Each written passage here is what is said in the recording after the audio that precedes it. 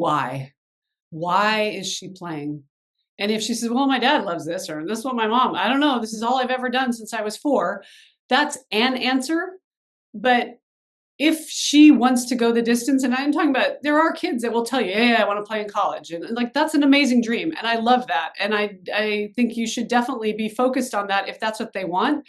But that can't be the end all be all, because there's a lot of reps in between now and then. When you get there, I see a lot of clients too are like, is this it? Like they get to college and they're like, oh, this is even more of a grind. And you're like, so it's not like, oh, I get to the top of the hill and now I get to lay down and celebrate. Like there's the next level. We're always climbing a new mountain and a new height. A tangent a little bit, but I don't know. Sorry, I'm living in Los Angeles in the middle of these fires, and one of my best friends, her son is getting ready to graduate. He's a volleyball player, and he's trying to figure out what he wants to do. And he thought he wanted to be a firefighter. And so they knew somebody, ironically, in the Palisades Fire Department. This is like 2 months ago. And so they helped him get a shadow day with one of the firefighters. And here, I mean, it's always been really, really hard to get a job. It's very physical. It's like all these tests you have to get through. Like it's not an easy job to get, and budget cuts, as we know now. Anyway, at the end of the day, I said, well, so, and why do you want to be a firefighter? And he's like, well, I don't know. It looks cool. And he said, you're done. And he said, what do you mean? He said, you got to have a bigger why than that. And sadly, ironically, his house burned down 2 weeks ago. And I texted his mom and I said, I think Owen found his why. And she said, he said the exact same thing to me. Wow.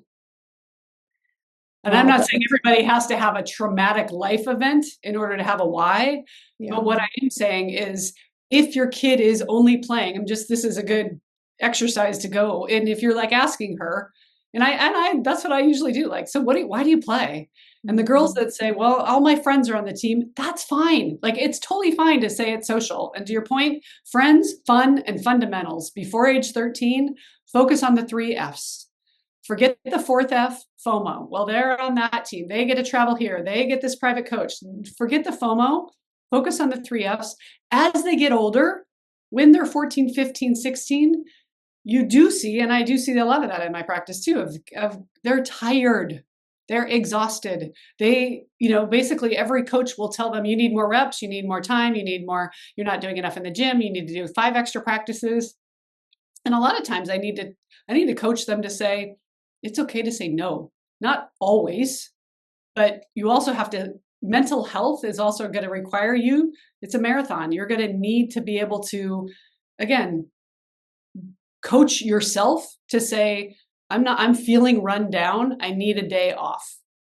And again, you have to balance that with, if you're taking every other Friday off because you don't feel like going, that's different than, gosh, my knee's really hurting. If I took a day off, I'd be ready for the next practice. I'm going to take a day off. So balancing those things. And that's what I see as the parent's role, is the frontal lobe is still wide open. They can't make those decisions. So be the sounding board for them.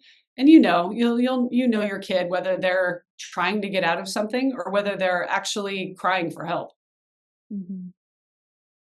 I think that's a good point when girls get older, like 14, 15, 16, in those specialization years, those training to compete years, training to win years. They have to have that deeper why, because the stakes are so high and it's super competitive, and it only gets harder the older you get. But it is important, the fun young, so that by the time they are those older ages, they're not completely done from being on their grind since age 8. You have to love it. If you're going to go play in college, I was lucky enough to get Washington State or Golden State Warriors coach Steve Kerr on the podcast, and he talks about the happiest person in the gym is Steph Curry, because he comes in bouncing in every day. He loves it.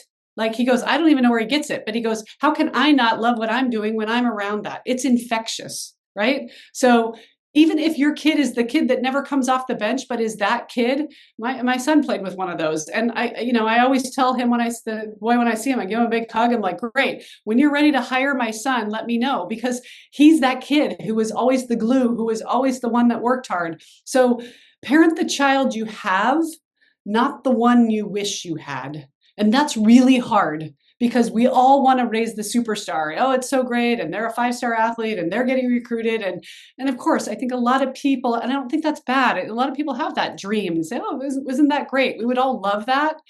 But 10, 15 years from now, when nobody even can remember who was on that team, and your kid is the one that was like just doing the work, always showing up, guarantee you the long-term payoff, that's the hidden potential. Mhm.